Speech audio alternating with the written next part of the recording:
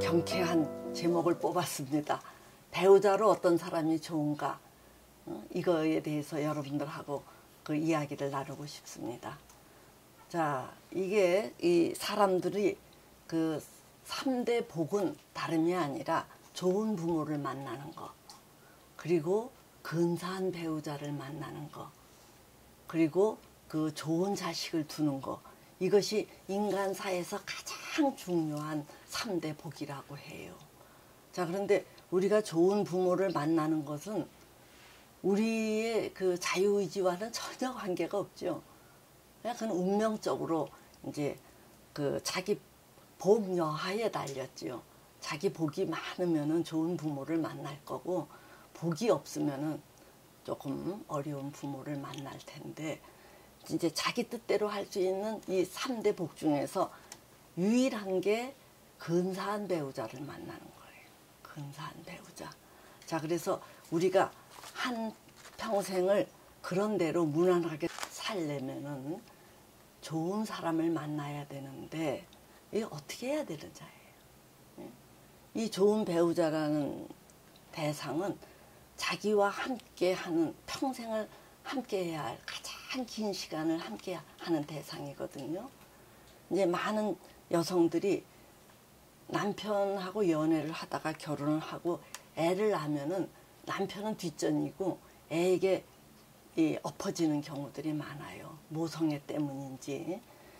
애에게 열중을 하고 남편은 뒷전이 되는데, 아무리 애가 소중해도 애는 일정 기간이 딱 되면은, 즉 자기가 날개를 펼 수 있는 때가 되면은 둥지를 떠나요. 그러니까 미우나 고우나 함께 동고동락해야 되는 사람이 이 배우자니까, 우리가 상당히 이 배우자를 조심해야 되고, 잘도 만나야 되고, 또 어떠한 경우에도 이 조심해야 돼요. 그러니까 자녀를 앞세우고 배우자를 소홀히 하는 거는 뒤늦게 이게 참 곤란한 시기를 맞이하게 되지요. 자, 이 좋은 배우자를 이제 만나려면은 저는 크게 두 가지를 꼽아요. 첫째는 말이 통해야 된다. 재미가 있어야 된다. 우리가 아무리 직위가 있고 명예가 있고 그 좋아도 이 말이 안 통하면 재미가 없어요. 그러면 사는 게 지루하죠. 말이 통해야 돼요. 자, 근데 이제 이 재미라는 것과 말이라는 거를 이제 잠시 말씀을 드리면은, 재미라는 것은 다른 데서 오는 게 아니에요. 말에서 오는 거예요. 우리가 눈만 뜨면 말을 해요. 그리고 눈 감을 때까지 하는 게 말이에요. 이랬을 때 이게 슬쩍슬쩍 유머스럽거나 또는 푸근하거나 이 받아주는 말을 들으면 기분이 좋고 이완이 되고, 뭔가 앙칼지거나 날이 있거나 이런 말을 들으면 우리도 긴장하고 이 날이 서버리거든요. 자, 그래서 이 말하는 거를 귀담아 이렇게 잘 들어보고 자기와 맞는지 이런 것들을 일단 그걸 중시해야 합니다. 자, 이 재미라는 것을 이제 야기하는 많은 것들이 있는데 가장 고급이 말이다. 다른 어떤 것보다도 재미에 기여하는 것이 이제 말인데, 이 젊은 사람네들이 자기네들끼리 이렇게 이제 주거니 받거니 해보면은, 아, 이 사람하고 있으면 재미있다, 신난다, 좋다, 이제 이런 것들을 알게 되지요. 자, 그거는 자기 수준, 젊은 애들 수준에서는 말이 통하고 기분이 통하고 이러면 좋다라 그래요.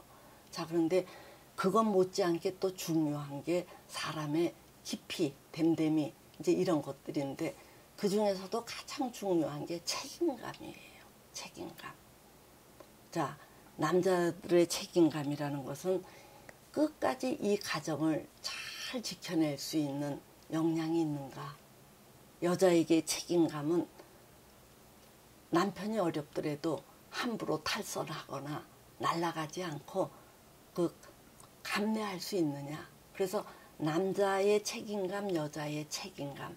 옛날에는 남자는 돈을 벌어오는 존재고 여자는 이 함부로 외부 남자를 만나지 않고 가정을 지키는 거다 이렇게 했는데, 요즘에는 뭐 이제 남자든 여자든 다 일을 하니까 이게 그런 개념이 좀 소홀해지기는 했습니다만은, 여전히 남자에게는 끝까지 내 딸을 책임질 수 있는 경제력 또는 책임감이 있느냐, 또 이 남자 부모는 여자를 보고 여차했을 때 바람 나거나 바깥으로 나가지 않는 여자나 이 정조 개념 이런 것들을 봐야 되지요. 그래서 저는 이 좋은 배우자를 만날 때 애들에게만 일임하는 거는 위험하다고 봐요. 그 젊은이들은 자기 기분에 맞으면 좋다라 그래요. 이제 일단 그네들이 서로 기분이 맞는다 그러면 부모가 관여해서 이제 자녀가 미처 보지 못하는 거, 책임감 이런 것들을 이제 살펴봐 주셔야 되겠지요. 자, 이제 좋은 배우자에 대해서 저는 이제 더 심플하게 얘기하면은 사회성과 능력을 겸비한 사람이면은 더 좋지 않느냐예요. 아까 말씀하신 재미와 이 책임감은 이제 아주 이제 이 정형화된 이야기고, 여기에다가 이제 제가 조금 더 설명을 하면은, 좋은 대상이라는 것은 사회성과 능력을 갖춘 자다. 그래야 자기의 구실을 할 수 있다라고 보지요. 이거에 이제 관련한 사례를 통해서 말씀을 드리면은, 어떤 남자가 그 아내를 굉장히 사랑한다고 하는데 아내하고 이게 의견이 불일치되면서 대립이 되자 자기도 모르게 아내를 때린 거예요. 그래서 이제 저에게 상담을 받으러 오게 되었는데, 아니 폭행을 하다니 왜 이런 짓을 했는가 하고 물으니까 남자도 자기도 모르겠대요. 그래서 도대체 뭐가 문제인가 하고서 이렇게 쭉 살펴보니까, 어렸을 때 아버지가 이제 술을 많이 드셨는데 엄마가 쟁쟁쟁쟁 거리면은 그때마다 아버지가 이 쟁쟁거리는 아내를 이길 수 없었기 때문인지 폭행으로 누른 거예요. 그래서 그럴 때마다 아들은 자기 아버지에 대해서 이를 갈면서 나는 절대로 저런 인간이 안 되겠다고 다짐하고 맹세했는데, 어느 날 자기도 모르게 아내를 폭행을 한 거예요. 자, 이게 이제 뭐냐 하면은, 그 정신분석적인 입장에서는 그 어린 시절에 충분히 보호받지 않고 자란 거에 대한 분노가 속에 웅크리고 있다가 어느 순간 그런 것들이 터져 나온 거라고 설명을 해요. 이제 이런 정신분석적인 입장이 아닌 사회학습적인 관점에서는 그 사람은 어렸을 때부터 엄마 아빠가 서로 의견이 다를 때 조율하는 것을 보지 못했기 때문에 어떻게 그런 거를 풀어가는지 이런 자기 레파토리에 그런 아이템이 없다는 얘기예요. 그러니까 보고 배운 게 그 의견 불일치 앞에서 폭력이 제일 쉽게 이제 해결 방식이니까 자기도 모르게 그런 것을 배워서 이제 그렇게 했다라는 식으로 설명을 해요. 그래서 이것이 정신분석적인 거든 사회학습적인 거든 어쨌든 간에 이런 사태가 벌어지면 참 난감하잖아요. 그래서 이러한 것들이 이제 참 불편한 이야기인데, 이런 것들을 예측하기 위해서는 이 결혼 전에 다각적인 면으로 짚어보는 게 좋습니다. 또 어떤 남자는, 또 다른 사례는 어렸을 때부터 엄마 아빠가 싸우면은 툭 하면은 엄마가 친정으로 도망간다든가, 그래서 가출을 많이 해요. 그러니까 이런 엄마에 대해서 그립기도 하고 야속하기도 하고, 그래서 늘 이 엄마에 대한 양가 감정으로 고생하던 사람이 있는데, 이러한 남자가 어느 날 이 부인에 대해서 불편해지기 시작하면서 어떠한 증상을 보이기 시작하느냐면 의처증, 양상을 또 보이기 시작하는 거예요. 그러니까 그때그때 엄마에게 충분히 호로하면서 분노를 세척을 못했기 때문에 그런 것들이 속에 있다가 어떤 형태로 이 틀을 잡고 나왔느냐 하면은 이 놓지도 못하고 잡지도 못하는 이런 형태의 의처증으로 이제 번진 또 사례도 있고, 또 어떤 경우는 엄마가 이 할머니 때문에 늘 싸우니까 아버지가 늘 일로 도망을 갔어요. 그러니까 자기의 드센 어머니, 할머니와 또 센 부인 간의 마찰이, 충돌이 일어나니까 아버지는 일 핑계를 대고 늘 야간 일을 이제 하고 그랬는데, 이 속에서 자기가 조금만 방심하면은 엄마로부터의 비난이 막 쏟아지니까 이 딸은 늘 공부만 한 거예요.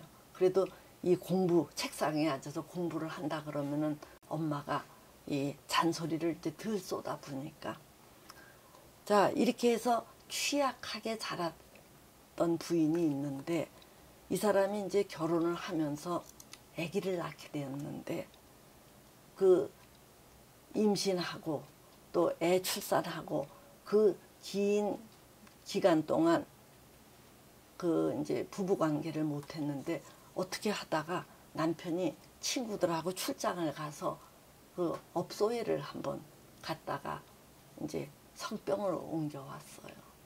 그러면 이제 보통 여자 같으면은 이런 남편에 대해서 그냥 한번 크게 사냐 안 사냐 뭐 싸우고 난리를 치고 그거를 빨리 종식을 시켜야 되는데, 이 허약했던 여자는 그렇게 싸우지를 못하고 이게 환자로 툭 떨어져 버리는 거예요. 그래서 이 자기 아들에게 젖을 안 줘요. 저 애가 누구 애냐, 내가 왜 여기 있느냐, 이런 지경의 상태로까지 이 정신이 무너져요.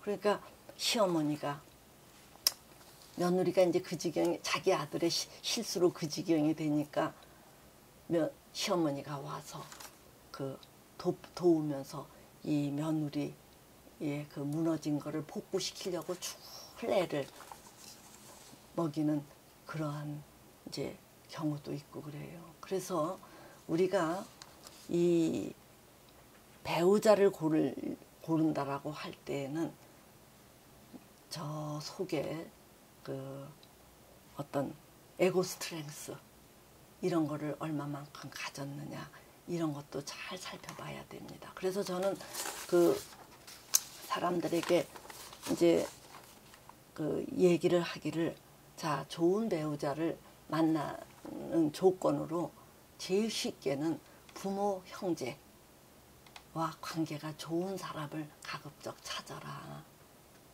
우리가 이렇게 보면은 성장 시절에 부모를 좋아했던 사람들은 이 뭔가 사랑에 대해서 이 안정된 개념을 갖고 있어요.